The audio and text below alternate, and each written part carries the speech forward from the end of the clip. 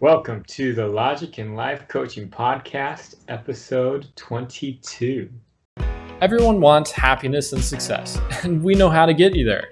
Come listen to the Leadership Society of Arizona as we teach a proven logic to help you simplify life, overcome challenges, and predict the future. You're listening to the Logic and Life Coaching Podcast. Welcome to the Logic and Life Coaching Podcast. I'm joined by our special guest, Dr. Jacob Kashawagi, and I'm your host, Chuck Zulanis. We're very excited to have another week, another time to connect with you, our audience, and to have Dr. Jacob get barraged by questions. Are you ready for the barrage of questions? I've been waiting all week for this, Chuck. Okay, this is an exciting one. Actually, it's exciting because it's a huge problem. Yes. We find that depression is really prevalent in our world today. By some estimates, there's over 300 million people who have depression in the world today. So a lot of that has to do with negative thought patterns. How do you stop these negative thought patterns and clear your mind? Wow, that's a good question, Chuck. And I think if I had a really good answer for this that was foolproof, I would be very wealthy and wouldn't be doing this podcast. Just kidding. I'd probably still be doing this podcast because I love it. Okay. Thank you. It was kind of like a kick to the gut, hearing you say, I don't want to be on here. We put a lot of effort into this, spend countless hours thinking about questions. To stop negative thought patterns, one of the things you can do is listen to this podcast. I think it. All right, let's get on with it. Okay, now here's the thing: in fact, there's been many solutions to this. Many psychologists, many researchers have tried to identify some type of solution for people. And with everyone that I've talked with and I've watched and the case studies I've observed, everyone's different. Even as you talk with psychologists as they go through and talk with their patients, they don't have a very high success rate in stopping this from occurring. And a lot of times when they do stop it, it takes a very long time. So I really can't tell you a solution, but I can tell you some ideas behind solutions that definitely will work for you, because everyone's different, so everyone's solution will be different. But maybe today I can give you a couple of ideas, pieces of logic that are like natural laws. It's definitely going to work if you understand them, and if you learn how to apply it in your own special situation, it can probably help you quite a bit. Okay, so the first is anything I found dealing with the mind, eventually people in research and people who are trying to figure this out realize that it's also linked with the physical body. Okay? Now, which came first? The issue with the physical body or the mental? I mean, that's to debate, but we know there's definitely a connection there.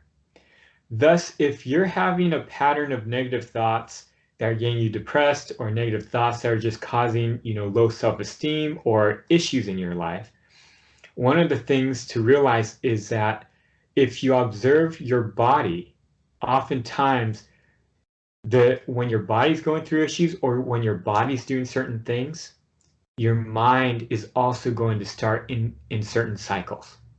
So for example, sometimes a lot of people, they start having negative thoughts when maybe they've been inactive for a long time. Right? So maybe when they haven't exercised at all, they haven't gone anywhere, they've just been sitting on the couch, watching, tons of movies for 3 days, right? Yeah, the negative thought pattern is going to come in. Yeah. But in knowing this, you know that there's certain physical things you could do, right? So one of the ways that a lot of psychologists and people try to break the negative thought patterns is adjusting the body. It could be you get negative thought patterns when you start eating a lot of junk food, a lot of sugar in the body. Okay, you seem to have a comment here, Chuck. Well, I understand that that the physical is definitely related to the mental, and I know that junk food generally, junk food and a lot of sugar, you may get like a lot of satisfaction in your cells, your like brain. It's like, oh, this fatty food or this sugar, you get a sugar rush and you're feeling really good afterwards, but then you just tank. So I can totally understand how that would relate to a good mental health. It would be related to your diet and how you eat. Yes. And a lot of times when people around me, they might be going through a tough time and they're going through this cycle of negative thoughts. I tell them, go out for a run or go to the gym or do something that gets you, in fresh air, something that starts to circulate the body's air. Mhm. And oftentimes that can help, bring you out of a situation. Um, a lot of times they find that also could be due to some type of chemical imbalance. It could be something that dieting or exercising might not be able to help. And so it could be that you need more of a certain type of thing or hormone or whatever it might be. That's kind of like out of my area of expertise actually to understand. Yeah, But I do know it's definitely something that affects your mind and how you think and whatnot. yeah. Well, and like for some people, it's like sunlight. I know that if you're in like really cloudy places that just rain all the time, like I know this is a issue in Washington or like the state of Washington where it's just Yes. raining all the time, and so people just get really depressed because it's just there's no sunlight. And so when you're not getting that sunlight, a lot of times there can be depression. I did want to follow up your first point. You said you should go out and exercise, but what if perhaps you got injured? If you got injured, then you're kind of limited in some aspects of your exercise. But I Got it. think just say that you should exercise what you can. So I, Well, let me teach you some exercises here if you've been injured. That doesn't affect most people injured. Okay? One is a finger exercise. Toot, toot, toot.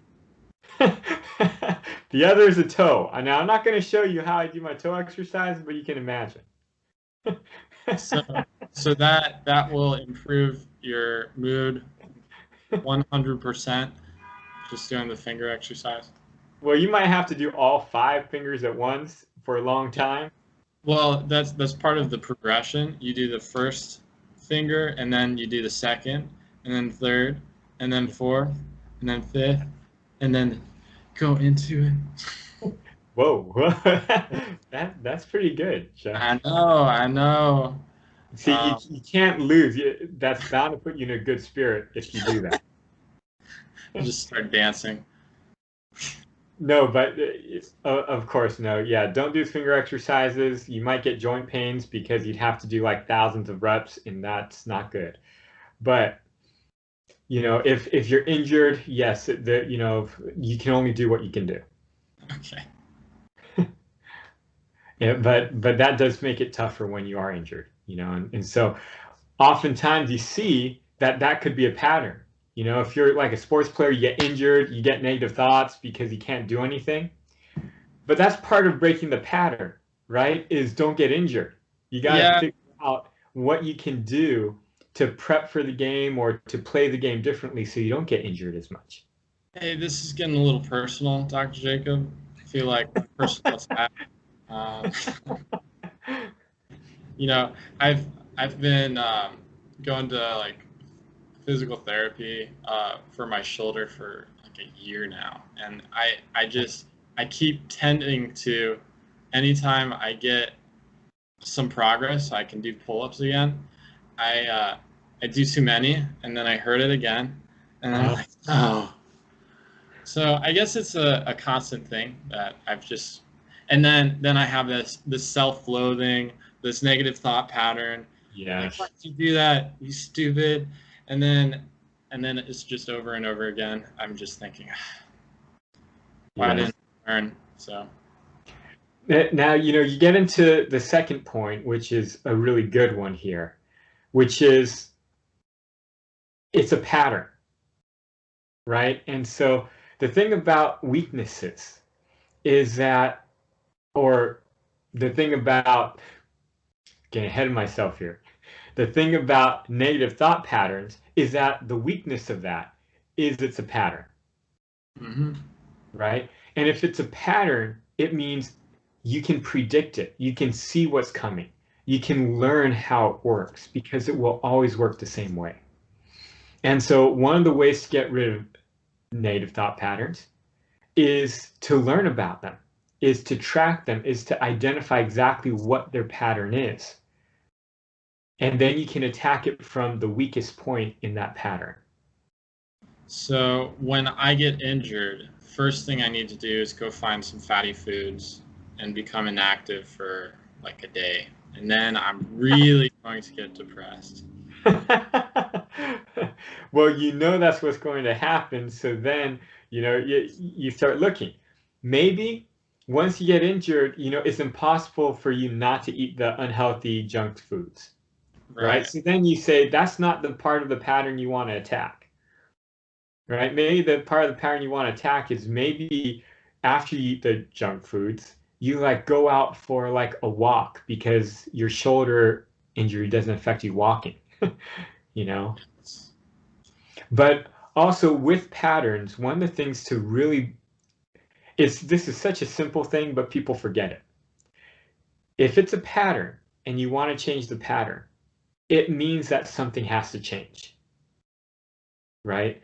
It means the reason why there's not like a foolproof solution is because in order to change a negative thought pattern is you actually have to change. And that is probably the toughest thing for people to do is be able to change. Mm. And so, what I always tell people is, the negative thought pattern, it's a pattern, it will keep coming up. And a lot of times they'll say, well, I tried to do this and it didn't work. So I tell them, well, try something else. And that doesn't work. So I tell them, keep trying something, Right. right? It will require you to change and you don't know what type of change you are capable of, but you keep doing it until you figure out something that can change, that you can change, that you're capable of, and that also helps to mitigate this negative thought pattern that we go through. Okay. So that's the second point. Got it. So first, it's related to the physical body. Second is it's a pattern. The third is because we know it's related to the physical body in some way. And we know that you have to change something to break this thought pattern. Right. It's really important that you know it's going to take time. So you got to be patient with it. It's not like if you have negative thought patterns all the time and you go in for a solution to someone, it's not like you're going to come out of that place and it's never going to happen again. Right? Right. And so you need to know, because it requires change, because it's connected with the physical body as well, which is even tougher, it's going to take time. Right? And there are like, okay, so this is just in weight loss. And the only reason I'm bringing it up is because I remember it. I remember looking at it and I talked to an expert and, a lot of times you see like the biggest loser and these people are losing tons of weight. But if you really track these people throughout time, a lot of them will gain the weight back. Mm. Because what they find out is it's not natural for the body to change so drastically. The body has to change slowly. And I think when I talked to one of the health experts that I knew, they actually told me that you can't expect to gain or lose more than 5 to 10 pounds a year healthily. And maybe it was the maximum of 5, but I'm not sure. But it was like a really small number. I was like, really? They said, yeah, because a body, it takes time to adjust to the weight. It takes time to take that into account. And it needs to heal itself. It needs to develop the ability to adjust to what your weight changes to. And that's why a lot of these people who lose a lot of weight at once, they have to be so dedicated for so many years. Because even though the weight went down, the body hasn't adjusted to that weight. And so they're going to be fighting to keep that weight for a long, long time until the body gets in the routine of, yeah, this is my normal weight now. And so if they're not in it for the long haul, if they're not in it to keep fighting and being rigorous about it for like 15 years down the line, I mean, it's the chances of them keeping all of that weight off is really, really low. Yeah. And I mean that makes a lot of sense. It's just the same habits that that person had are going to stick with them if they are not willing to keep up what they did.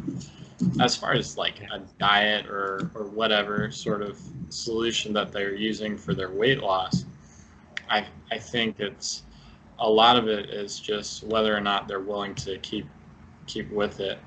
That's why they actually found that diets don't really work. In a lot of scenarios, they found that people that went on the diet ended up gaining weight over time, Wow. rather than the people that were just never on a diet at all, and they just found exercises or things that where they just slowly lost weight and that they just added it to their natural habits.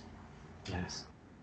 And so that is my third piece of logic. So people realize, yes, it's going to take a long time. And so don't expect to change overnight.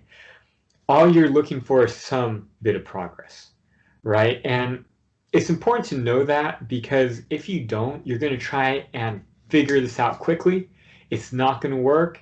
And then it's going to lead you to even a greater cycle of negative thoughts because then you're going to think, I can't even do this and it's not, nothing can work. And then you're going to lose hope, right? And so it's really important to know, be in it for a long haul. Don't lose hope if it doesn't work right away, because over time, as long as you keep at it little by little, it'll work. Got it. So, seeing our time is cutting short, I have 4 pieces of advice dealing with these pieces of logic that I gave you on things that you can actually do right now to maybe help break this negative thought pattern. Okay, the first, document, keep a log. Whenever you start getting negative thoughts, track it. Document what goes on. Document the thoughts that you have. And over time, as you document this every single time, you're going to develop and learn the pattern. And that's going to help you figure out what to do to get over this. So the first is document, track it, keep a log. The second, as we've talked about, do something physical. A lot of times meditation works. That's a physical thing. It's something you're doing with your body. You gotta, be inactive. You gotta concentrate on like clearing your mind and whatnot. That's a great thing. Exercising, changing your diet, whatever you're eating. Mm-hmm. Maybe like go hang out with people. That's even a physical thing. So Right. do something physical. Third, and this I advise everyone. Everybody needs a therapist. Not a real therapist. Well, some people need a real therapist, and it's a good thing. But everybody needs a therapist. Someone you can vent to, someone you can like show your worst self to, and you don't care, someone you can cry in front of, whatever it might be. Everybody needs a therapist. This is a key. And usually if your therapist is someone other than your spouse, it's even better. Because oftentimes it might make your spouse just angry, or it might be too much for your spouse, whatever it might be, but everybody needs someone to vent to. So I highly suggest you find someone, a friend, someone that you can talk to about anything on your mind, you can cry in front of. I have found that this creates a more emotional, healthy, balanced living. And even I have someone I vent to my father, right? And so, my wife has someone she vents to, and I found that works wonders, right? Because it creates a healthier relationship between us because we're less emotional, more balanced with our emotions, and we're able to work with each other better. Now, the last one is the fourth one. This could be the same as your therapist, but you got to find a mentor. The mentor will be able to look at your situation, look at your pattern, help you figure out what your negative thought pattern is, and be able to find different things that you can do to help you change and improve. So those are my 4 pieces of advice for today. Great. Well, thank you so much for that. That's great advice. I gotta remember that. I'll rewatch this video and see how I can apply it. So thank you so much for answering those. Thank you, listeners, for listening, and viewers for watching. Have a great day. Bye. Thank you for listening to the Logic and Life Coaching Podcast. It would be great if you could take a moment to write us a review. For any questions, comments, or topics that you would like to have addressed on the show, email the team at team@leadaz.org. To learn more about the Leadership Society of Arizona, visit us at leadaz.org.